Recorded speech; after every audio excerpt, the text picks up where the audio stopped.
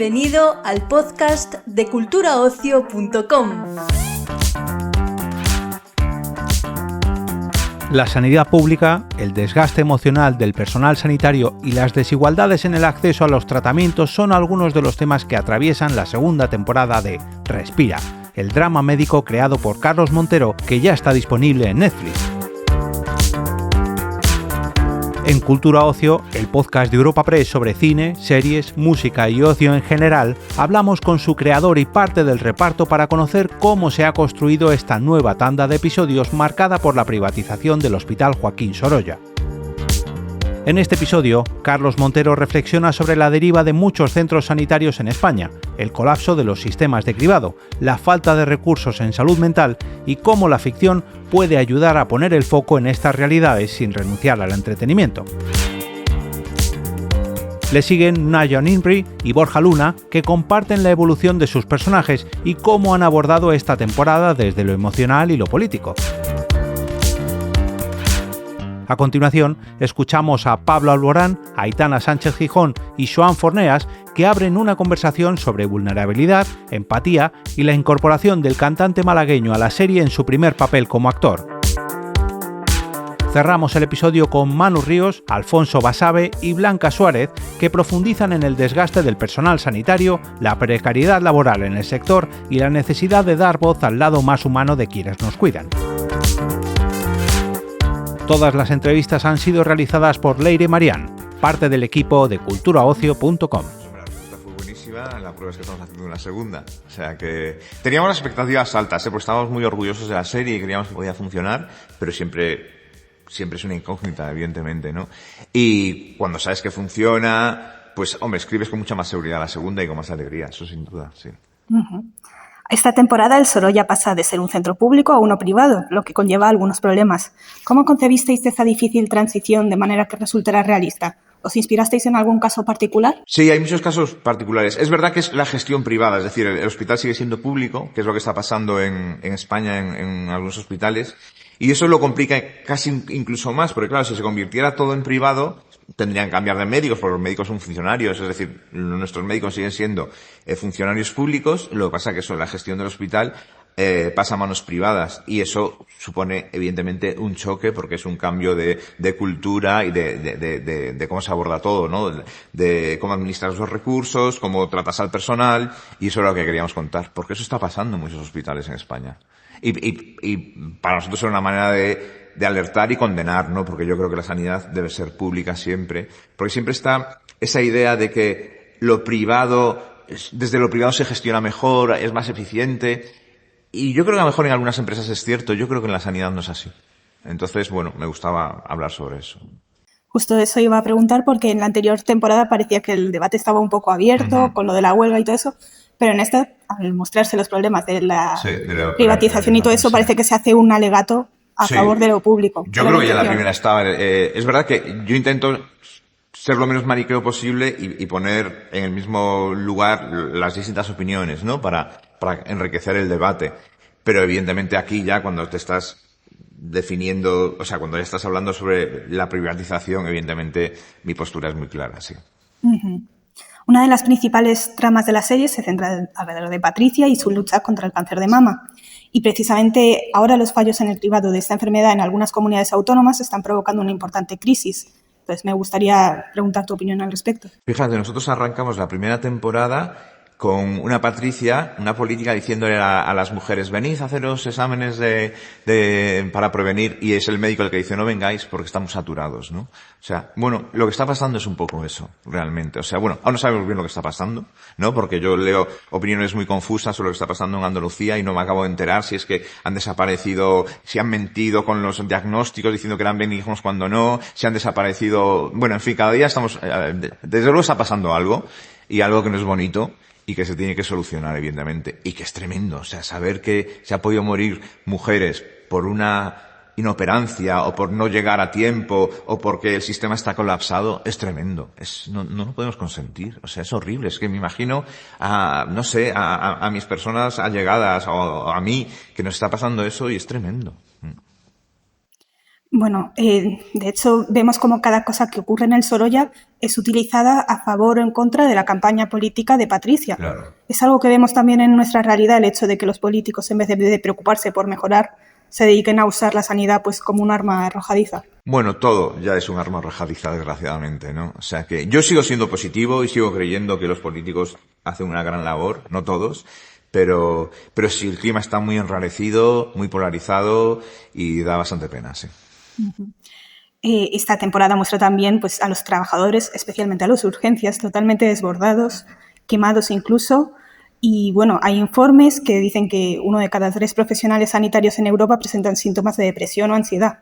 ¿Era algo que pretendíais denunciar en la ficción o no necesariamente? Sí. Además esos datos los tenemos, sí. Y hemos hablado con muchos médicos, con muchos enfermeros y es muy triste. O sea, y además yo siempre digo que un médico y un enfermero tiene que trabajar sus horas y no tiene que ser un héroe. O sea, ¿por qué los estamos obligando a convertirlos en héroes? ¿Sabes? Que trabajan más horas de las que tienen que trabajar, con más estrés. Es horrible, porque además nos tienen que curar a nosotros. Yo quiero un médico descansado, un enfermero descansado, que hace sus horas, que está bien pagado, que no alguien que está pues eso, que no llega a los sitios, eso te puede dedicar 5 minutos. O sea, hacen más de lo que pueden y es una pena que estén así, sí.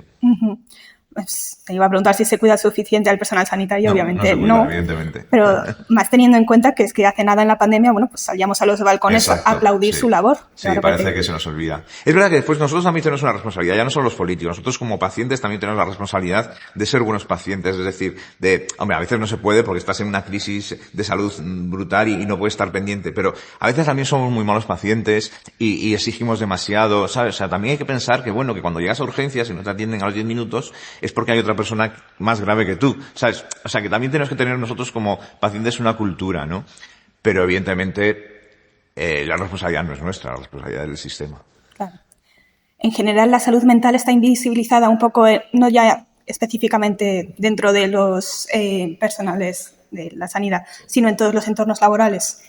Sí, sin duda, la salud mental es el gran tema, ¿no? Cada vez estamos más concienciados, pero por ejemplo, fíjate, la seguridad social aún la cubre muy poco porque es muy complicado y realmente los psicólogos siguen siendo privados en general y necesitas dinero para poder hablar de salud mental, es una pena. Uh-huh. No, cambiando un poco de tercio, ¿y cómo ha sido dirigir a Pablo Alborán en su primer papel así principal? Bueno, él ha estado a favor todo el rato, es un tío estupendo, yo no lo conocía.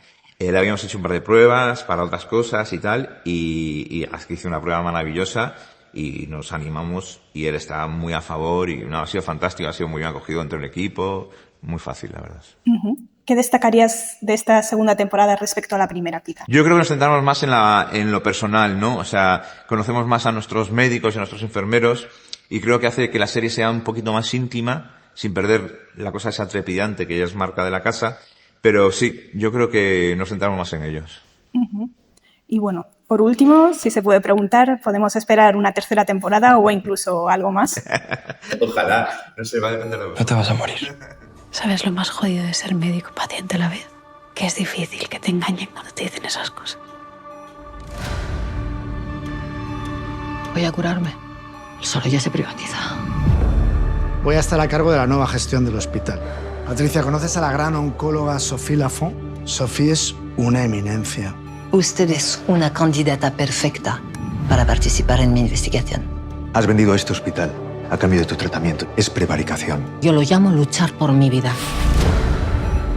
No han pasado ni 6 semanas. ¿Te ves con ganas de volver a operar? ¿Bisturí? Buenos días. Quería preguntaros cómo ha sido la vuelta al Sorolla, sobre todo después del exitazo de la primera temporada. Placentera, relajada, disfrutada. Cardíaca, pero intensa. Bien. Sí, intensa, pero bien, muy bien. Más o menos presión que la primera. En distintos puntos, ¿no? Ahora mantenerlo arriba, pero a la vez una vez ves que funciona, que te enciendes con los compañeros, ya se hace un poquito de casa y, bueno, supongo que te permites más libertades también. Uh-huh. Bueno, pues mientras que en la anterior temporada el debate sobre sanidad pública o privada parecía muy abierto con la huelga y todo eso, en esta se centra en los problemas de la privatización de la gestión. Entonces, ¿creéis que se hace un alegato consciente a favor de la sanidad pública? Yo entiendo que sí. A ver, sí, desde el punto de vista de que lo que sobre todo vemos es el día a día o sea, se intenta poner mucho corazón en los médicos. Entonces ahí se pretende, narrativamente, sin grandes aspavientos, se pretende que la empatización va directamente. Creo que el apoyo de la serie está en la pública, ¿no? A nivel, el corazón es el hospital y la contra es la política. Pero es un personaje, todos los demás son médicos. Entonces, partiendo de esa base, no estamos haciendo una serie de políticos y un médico quejándose de una gestión, ¿no? Entonces, eso creo que queda claro, pero nunca es suficiente. Nunca es suficiente. Sí, es reflejo de una realidad, ¿no? Y una dificultad por cómo se gestiona políticamente un hospital, pues la dificultad para desempeñar la labor para la cual se forma un hospital. No, en la serie vemos pues como cada cosa que ocurre en el Sorolla es utilizada a favor o en contra de la campaña política de Patricia, precisamente este personaje que es distinto a todos los demás. Entonces es algo que vemos también en nuestra realidad, el hecho de que en política pues se use la sanidad como arma arrojadiza. De momento aquí seguimos teniendo sanidad pública. Y esperemos que así siga siendo. Entonces, arma arrojadiza, no lo sé. Lo que sí se está planteando ya en esta temporada es ciudadanos de primera y de... No sé cuál es la última planta, pero quién se puede pagar curarse y quién no. Y sobre todo cuando la tecnología avanza tan rápidamente, que este es el nuevo elemento con la francesa y los fármacos, el Big Pharma lo que se plantea es esto. Va a haber un momento en donde el dinero compra unos avances que no todo el mundo va a poder permitirse. No dejemos que la información sea para todo el mundo, porque solamente unos privilegiados van a poder acceder a ella. Como haces público que ya la mitad de la gente que entra ahí, hay muchas de las veces que no moriría si estuviera tratada con ciertas cosas. Entonces hay un manejo de la información que es con lo que tiene que lidiar él, y por lo que al final en la mitad de la temporada nos unimos, y es porque yo tampoco tengo la información. Yo pongo a alguien a dedo y de repente ese alguien decide que... Entonces entra esa nueva persona, yo, mi moral bastante dudosa, decido salvarme yo y los demás ya veremos. Y tirando de ahí, porque creo que puedo estar en peligro, me uno a una causa mayor. Pero todo el rato está en entredicho, ¿no? ¿A qué atiende? ¿Atiende a tu propia necesidad o atiende a qué estás pensando en él? Como haciendo uso de tu cargo y haciéndolo bien. Y evidentemente esta situación deriva de efectivamente qué políticas se implementan y en función de qué. Claro. Bueno, no es vuestro caso, pero en la serie, en otras tramas, vemos, por ejemplo, en la de urgencias, que los médicos están un poco superados, incluso quemados con su trabajo. Entonces, ¿creéis que no se cuida la salud mental de los sanitarios, de esas personas que nos cuidan? Debería estar... prestarles más atención para que puedan trabajar a gusto. Evidentemente sí, pero bueno, empieza por más y mejores recursos, ¿no? Para que puedan tener ellos tiempo para gestionarse. Si no tienen tiempo y están desbordados, pues qué más da que les pongas, bueno, qué más da, no. Todo ayuda, pero no van a tener ni tiempo para ir al psicólogo, ¿no? En este sentido, pues en general la salud mental, digamos, está un poco invisibilizada en cualquier ámbito de trabajo, no solo ya en el médico. Sí. Sí, porque no es funcional, ¿no? En un mundo capitalista en el que vivimos, todo se mide en productividad dentro de unos parámetros capitalistas. Pues claro, el que la cabeza padece alguna enfermedad o trastorno puntual, pues claro, deja de producir al mismo nivel, ¿no? Yo creo que no atiende ya, o sea, lo mental no atiende solamente al sistema en el que vives. Atiende a genética, atiende a química, atiende a traumas, atiende a muchísimas cosas. Entonces es más complejo. Y no se visibiliza tanto porque antiguamente, ahora tenemos detectadas muchas cosas, pero muchas veces creíamos que una persona que era de determinada manera no atendía a falta de no sé qué en el cerebro o en la sangre que hacía que cosas que creíamos que eran taras resulta que son superpoderes. Quiero decir, alguien que está muy callado muchas veces resulta que tiene un grado de autismo. Entonces, se está empezando a ver ahora, y cómo cuidar el cerebro atiende a muchas cosas. Es más complejo, el cerebro es más complejo. Entonces creo que no solamente atiende a que se quiera callar, sino a que el desconocimiento es mayor de nuestro propio cerebro sano y enfermo, ni te cuento. Pero sí que el acallarlo quizás es porque esas propias personas dicen voy a ser rechazado por esto, entonces me lo callo, ¿no? Para que el grupo no me expulse, la manada o la sociedad. Sí, que muchas veces atiende a la productividad, sí. Pero incluso en el mejor de los parajes, sí, imagínate una vida en donde tal, estoy convencida que siempre ha habido gente que está en otro lado. Sí, y que aporta, como tú bien dices, pues otras cosas, sabe de otras cosas que tú no. A mí me preocupa más como que se estigmaticen ciertas actitudes que realmente no atienden a taras. También existen. Sí. No sé si... Estoy convencida de que hay mucha gente que no era enferma mental, que han acabado haciéndola enferma mental por medicarla, por ejemplo. Bueno, tras rodar esta temporada, ¿ha cambiado alguna de vuestras opiniones de los temas tratados? ¿O habéis reflexionado, conversado entre vosotros? Un poco en la misma línea, lo que sí pues es revisarlo a diario mientras se rueda y que espero que también lo revise quien disfrute de la serie, claro. O sea, el objetivo es como plantear dudas, y las dudas que se plantea la audiencia son las que nos planteamos nosotros. Y si no logramos que la gente se plantee dudas, o sea, se plantee preguntas, es que no lo hemos hecho bien, básicamente. Y bueno, por último, si tuvieseis que destacar un aspecto de esta temporada, ¿cuál sería? Yo todo lo personal que se conoce de los personajes nuevo. A mí me interesa muchísimo toda esa faceta, los personajes nuevos que entran y cómo se desarrollan o se siguen desarrollando personajes que ya estaban en la primera. Por las distintas circunstancias, pues van respondiendo distinto, de un modo esperado o no tanto. A mí eso es lo que más me ha interesado. ¿Qué es lo que más nos ha interesado? Es la pregunta. ¿Qué destacarías? Bueno, ¿qué destacaría? A mí me interesa mucho la tecnología nueva de los medicamentos. O sea, me interesa personalmente. Vengo de familia de médicos. Entonces, si hay toda una cosa con la gente que se va a poder pagar los grandes tratamientos y la gente que no va a poder pagar. O sea, ¿dónde se va a colocar la frecuencia de los que van a tope aquí y los que no? Y eso me parece súper heavy de transitar, ¿no? Y es una de las cosas que más me interesa a mí de esta temporada que entra y que es lo que les hace unirse. El mal mayor, que el gran desconocido. Un nuevo medicamento que hará que tal, pero no lo ha probado nadie, pruébalo tú.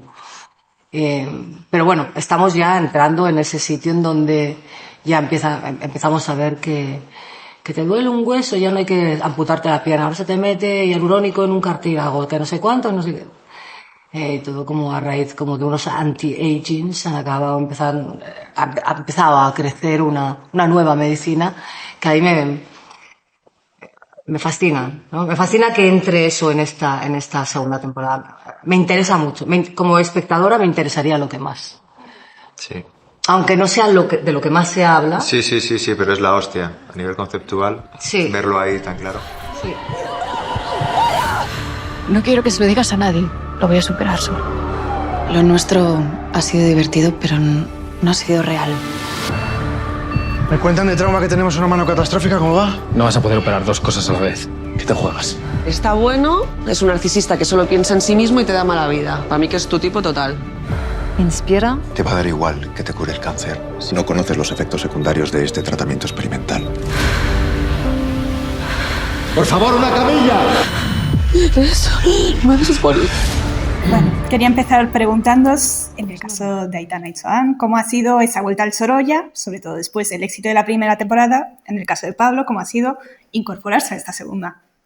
Pues ha sido como volver a casa. Realmente es continuar con unas tramas, con unos personajes, con unas situaciones que ya conoces, pero por otro lado llena de novedades, ¿no? Entonces es poder seguir explorando en personajes que constantemente se están enfrentando a dilemas distintos y reencontrarte con los compañeros con los que ya tienes una confianza y un trayecto hecho y recibiendo con los brazos abiertos a los nuevos compañeros como Pablo, ¿no?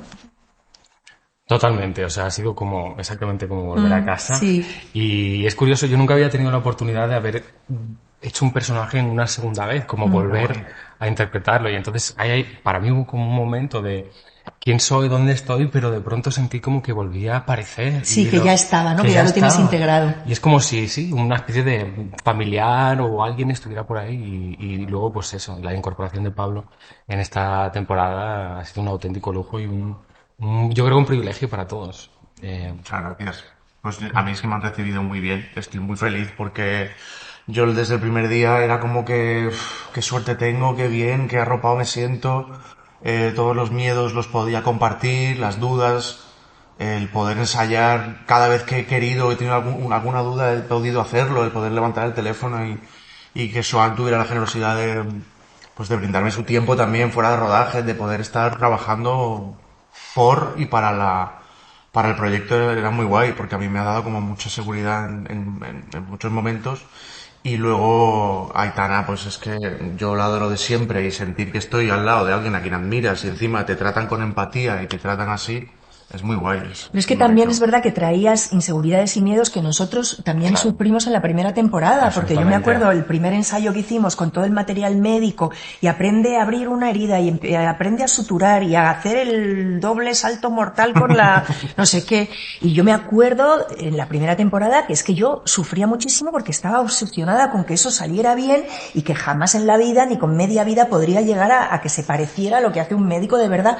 Y luego, gracias a tener la experiencia de la primera temporada, me di cuenta de que no era para tanto, porque es la cámara quien lo va a contar, el montaje, que evidentemente no van a estar en tus manos viendo el detalle de lo que estás haciendo porque nunca lo vas a poder hacer como lo hace un médico. Entonces Pablo llegó con esa inquietud y enseguida también tranquilizarlo como no te preocupes porque no tienes que hacer esto a la perfección. No tienes que ser médico de verdad. Exacto, tiene que parecer que lo haces, pero no que lo haces de verdad porque es imposible. Entonces, bueno, también eso, el hecho de yo ya he pasado por lo que tú has pasado, sé que además es tu primera experiencia como actor, pero la verdad es que quién lo diría, o sea, es que ves la serie y dices, ¿es lo primero que hace Pablo Alborán? ¡Wow! O sea, menudo debut. Y es que la escena de presentación de su personaje sí, es increíble. Sí. Te lo dije. Gracias. Sí, pues te iba a preguntar si te ha ayudado de alguna manera tu faceta musical a la hora de abordar esta nueva faceta interpretativa, porque al final son un poco expresiones artísticas ambas. Sí, bueno, en la música hay una parte mucho más íntima, mucho más introspectiva, ¿no? De mirarte hacia adentro, bueno, en la interpretación también, pero es como que es un proceso muy solitario, ¿no? Escribir canciones en la soledad de un hotel, en tu casa, luego exponerla delante de muchas personas y de una vulnerabilidad brutal, ¿no? En el escenario. Y se recogen muchas emociones que sí que me han como ayudado a de pronto entender a mi personaje, entender a Quique, entender un poco todos los personajes de la serie, porque yo soy muy buen alumno, pero soy muy pesado también, entonces quería entender claramente dónde llegaba, dónde me iba, qué es lo que pasaba, qué es lo que provocaba la llegada de John, y la música es un ejercicio maravilloso de empatía, es un canal estupendo para conectar con la gente, con las emociones, con lo que te duele, con lo que quieres, con lo que te asusta. Y luego es un canal muy libre también, en donde todo es posible. Y en la interpretación es como que he encontrado también esa libertad de poder abandonarme y de entrar de lleno a quién es John, ¿no? Y de jugar cómo se ríe John, qué música escucharía John, qué comida come John, qué pone John en el coche, en fin, todo ese mundo es como que me ha ayudado mucho. Y obviamente este que veis aquí es un cantante que flipas y un escritor que flipas porque canta que te mueres, y ha sido muy guay también entendernos en esos dos caminos. Ha sido muy chulo. La verdad es que sí. O sea, quiero decir que nos hemos entendido por ahí, no que somos buenos, sino que nos hemos entendido por ahí también. Sí. Ok, no. Es que canta que flipas. Bueno, en esta nueva temporada el Sorolla pues, tiene la gestión privada, entonces salen a la luz muchos problemas. ¿Se hace un alegato consciente a favor de lo público o realmente se intenta equilibrar ambas opiniones? Yo creo que la serie siempre juega en un terreno de grises en el que se ponen de manifiesto todas las contradicciones, los dilemas que nos acompañan a los seres humanos, los dilemas del poder, los dilemas emocionales, etcétera. Pero yo creo que, bueno, lo que sí hace en esta segunda temporada es se privatiza el Sorolla y de repente empiezan a ocurrir cosas como consecuencia de eso.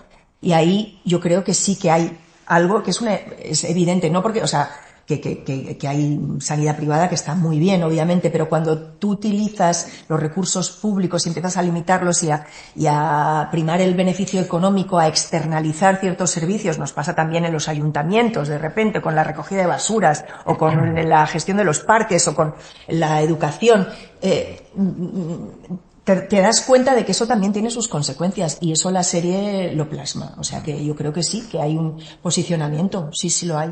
Uh-huh. También en la serie se ve, bueno, pues como cada cosa que ocurre en el Sorolla al final tiene su repercusión en la campaña política de Patricia, ¿no? O sea, es algo que vemos también en nuestra realidad, el hecho de que en política, pues en vez de preocuparse por mejorarlo, se dediquen a usarlo como en su favor, como arma. Bueno, es una pena, pero es así. Y nosotros, yo al menos en lo personal, quiero seguir pensando que hay un ser humano detrás de cada puesto. No debe ser fácil ser político, también te digo, Y en el caso de Patricia, pues que te lo cuente ella. Pero es verdad que sí que de pronto te das cuenta de que no todo es el paciente, ¿no? Que hay como dinero de por medio, poder político de por medio, votos de por medio, campañas y que eso sea a costa de la salud, de la educación, bueno, pues nos hace reflexionar, ¿no? Y yo creo que series como esta y que Netflix haya querido poner en primera línea este tipo de reflexiones, aparte de lo que sucede como seres humanos, ¿no? Entre los médicos y los problemas de salud mental que eso acarrea, el que como sociedad hagamos una reflexión sobre nuestros principales bienes y el cuidado que hacemos de ellos. Precisamente hablando de salud mental, bueno, pues la subtrama de Pilar tiene a su hijo que, bueno, se aborda este tema. Es quizá muy invisibilizado este tipo de problemas, algo a lo que prestar más atención, sobre todo teniendo en cuenta, bueno, su precaria situación en el sistema sanitario. Sin duda. Yo creo que es uno de los grandísimos problemas que afronta la sanidad pública. Por suerte se está empezando a poner el foco también en esto, que era algo sobre lo que ni se hablaba hace apenas 2 o 3 años y que ha empezado a estar también en el discurso político y en el de los ciudadanos, y una conciencia mayor de que la salud mental es como la salud física. Te rompes una pierna y vas a que te la curen, tienes una depresión y de repente la vives con culpa o en silencio, ¿no? Entonces, ¿qué pasa con eso? Entonces, en el momento en que ya estamos reconociendo que la salud mental es primordial, vamos a dotar a nuestra sanidad pública de recursos para atender a la mayoría de la gente que no puede permitirse una atención privada. O sea, si tú tienes una cierta situación económica, pues te pagas un psicólogo o una terapia psiquiátrica o lo que necesites y está todo solucionado.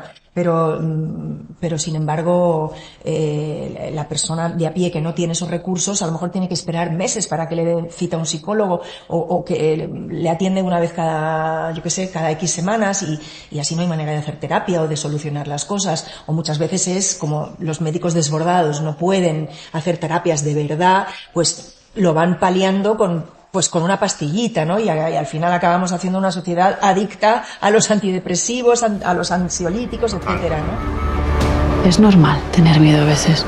Pilar, esto no depende ni de ti ni de mí, es la vida del paciente. Tenemos que tomar una decisión. Y después se finge que no pasa nada. Oculta algo. ¿Y si no nos estamos curando? Enfréntate a ese miedo y verás que no es para tanto. Me molesta un poco la cicatriz. Jessica está en lista de espera urgente para un trasplante de hígado. Nos lo jugamos todo en las próximas 36 horas. Si me sedís, me voy a despertar. Quería empezar preguntándoos cómo ha sido esa vuelta al Sorolla, sobre todo pues después del éxito de la primera temporada. Pues es una vuelta que teníamos muchas ganas de volver al cole. Creo que hay algo que, por lo que hablo con mis compañeros, creo que hay algo que todos tenemos en común y es que esta serie nos hace muy felices a todos. Es un lugar maravilloso donde estar. Entonces el hecho de, cuando nos dieron la noticia de que teníamos la oportunidad de hacer una segunda temporada, después empezamos a recibir los guiones y empezamos a adentrarnos un poco y a investigar nuestras tramas, es un viaje muy satisfactorio y muy, muy ilusionante. Bueno, mientras que en la anterior temporada el debate sobre sanidad pública o privada parecía un poco abierto, en esta que se centra en los problemas de la privatización de la gestión, ¿creéis que se hace un alegato consciente a favor de lo público? Sí, yo creo que sí. Es verdad que genera debate, es verdad que no es blanco o negro, es verdad que cuando se gestionan recursos, los que sean, pues hace falta poner cabeza y ojalá todos, pero eso lo vemos en la economía familiar, lo vemos en diferentes ámbitos, que ojalá fuéramos todos multimillonarios para gastar en lo que quisiéramos, cuando quisiéramos y sin hacer cuentas, pero un recurso público como un hospital no es así. Dicho eso, sí creo que pone el foco en un tema que es importante y que es el de cuidar la sanidad pública. Para mí hay una escena que resume mucho todo esto y es una entre el personaje de Aitana Sánchez Gijón y Gustavo Salmerón, y que hablan de esto, y que hablan de los recursos que se destinan a urgencias, los que se destinan a ginecología, qué da cada departamento, el margen de beneficio. Para mí esa escena, al verla, y ya la había leído y ya lo sé, pero no dejo de joder, es que es esta mierda, es que es alguien que dice, es que eso no da, es que urgencias no da margen de beneficio, y la empresa que nos financia, la farmacéutica o lo que sea, nos pide margen de beneficio, pero margen de beneficio cuando estamos hablando de vidas, joder, que chungo, ¿no? Y es así, y es ver, bueno, pues hasta dónde se llega, ¿no? Y ahí están las decisiones de gestión, las decisiones políticas. Entonces, bueno, creo que en esta segunda temporada se profundiza más en todo eso y está muy bien, y es muy necesario. Bueno, en la serie vemos además cómo cada cosa que ocurre en el Sorolla es utilizada a favor o en contra de la campaña política de Patricia. Es algo que también vemos en nuestra realidad, a lo mejor el hecho de que los políticos, en vez de preocuparse por mejorar la sanidad, se dediquen a usarla como arma arrojadiza. Yo creo que es que esto que comentas también va unido mucho a lo que acaba de hablar Alfonso. O sea, creo que en esta serie bebemos de la vida y de la sociedad que nos rodea. Y eso incluye, evidentemente, la clase política, de lo que pasa, que lo que vemos cuando ponemos las noticias todos los días, abrimos un periódico, ¿no? Entonces, cogemos todas estas cosas, las batimos en una coctelera, las agitamos y de repente pues escribimos estos guiones. Y se lo enseñamos al público. No adoctrinamos a nadie, simplemente cogemos una situación que, desde mi punto de vista, por desgracia, estamos viviendo todos los días en nuestra sociedad, y se la exponemos al público de tal manera que ellos saquen sus conclusiones, las que sean del bando de ideológico, da igual, porque las conclusiones son libres. Nosotros simplemente elegimos unas temáticas y las ponemos encima de la mesa, y de ahí saquemos unas conclusiones. Y de hecho fue muy interesante, no sé si os acordáis, en la primera cena que tuvimos antes de empezar a rodar la primera temporada, que después de unos vinos ya estábamos el elenco, los productores, directores, tal, y analizando un poco, había diferentes puntos de vista, y había actores que decían, bueno, pero es que nos estamos escorando mucho para un lado, y el de enfrente, ¿qué dices? A mí me parece todo lo contrario. Y eso es lo bueno, ¿no? Que no es blanco o negro y que hacemos pensar. Y obviamente quien recibe, el espectador, lo verá muy claro desde su punto de vista para un lado o para otro, pero... Independientemente de que él lo vea claro, tenéis la esperanza de que le haga reflexionar, igual que os hizo reflexionar a vosotros, a lo mejor. Puede ser esta otra cosa. Desde luego. Es un punto, o sea, es algo muy positivo sobre Respira. Y un aprendizaje también a nivel personal y un recordatorio de cómo de importante es cuidar al que nos cuida y cómo de importante es ¿no? ser pacientes también y ver el lado más humano de los sanitarios, que a veces insistimos mucho en que son héroes, pero cuando se van a sus casas se arrastran todos esos problemas y no dejan de ser personas que están dedicando, por mucha vocación que tenga, muchas horas en un hospital, sacrificando relaciones personales, ¿no? Lidiando con todo esto a la vez que trabajan en un sistema que está muy deteriorado y donde necesitan o donde hay una falta muy grande de recursos. Entonces, eso también yo creo que es algo que navega muy bien la serie, y cómo a veces se priorizan, ¿no?, los intereses económicos, o qué va a venir bien para la empresa, o qué va a venir bien para la campaña de las elecciones, ¿no? Y se nos olvida que detrás de todas esas decisiones está la salud de muchas personas, ¿no? Entonces, es recalcar lo que habéis dicho. Independientemente de cuál sea tu posición política, yo creo que al final de la serie hay una gran reflexión hacia esto, y esperemos que más allá de entretener y de ser ficción, nos cambie un poco como sociedad, ¿no? O haga un recordatorio. Claro, hablabas de cuidar a quien nos cuida. Alfonso mencionaba antes urgencias, y es verdad que hay pues diversas tramas en las que nos muestra pues cómo sufren también los propios sanitarios, que se ven superados, y realmente en la realidad vemos pues que muchos tienen ansiedad o síntomas de depresión. Entonces, ¿es algo que se debe cuidar más? También la salud mental de esas personas que nos cuidan, ¿o está un poco descuidado? Se les exige a lo mejor demasiado. Absolutamente. 100%. O sea, salud mental en general, a todos nosotros, a toda la población, pero sobre todo a gente que también por sus trabajos o por sus circunstancias están sometidas a situaciones extremas, de situaciones de mucho estrés, muchísima presión, muchísima exigencia. Porque algo de lo que estamos hablando mucho en el día de hoy y los días anteriores es que claro que hacen heroicidades, pero son humanos. Entonces la gestión es de humano, no es de héroe, aunque hagas heroicidades. Entonces creo que todos, y más este tipo de personas con este tipo de profesiones, no descuidar todo lo que tiene que ver con salud mental y sus cuidados, creo que es esencial, y creo que también es uno de los temas que tratamos es una de las principales tramas de uno de los personajes de la serie esta segunda temporada. Y porque el coste real de esos profesionales es muy grande. O sea, hay muchos profesionales, muchas enfermeras, médicos que dejan la carrera porque no pueden con el coste personal que les supone, porque ya no es, bueno, que abandones un poco tu vida personal, tu familia, que trabajes muchas horas, no, es que he entrado en una depresión, es que tengo unos picos de ansiedad que flipas. Entonces, por mucha vocación que tenga, por muy importante que sea mi trabajo, antes estoy yo si no me quiero tirar por una ventana. Y yo creo que eso lo hemos vivido todos, estrenando la primera, muchos médicos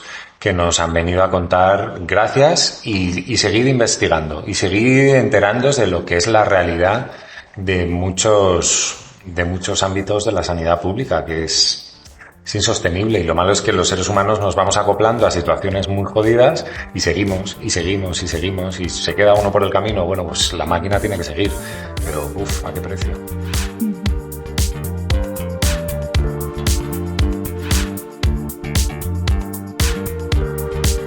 Despedimos esta entrega del podcast culturaocio.com invitándote a descubrir el resto de episodios de este podcast, así como todo el catálogo de programas de nuestra red a través de Europa Press-podcast. Recuerda, todos ellos están disponibles en las principales plataformas de podcasting.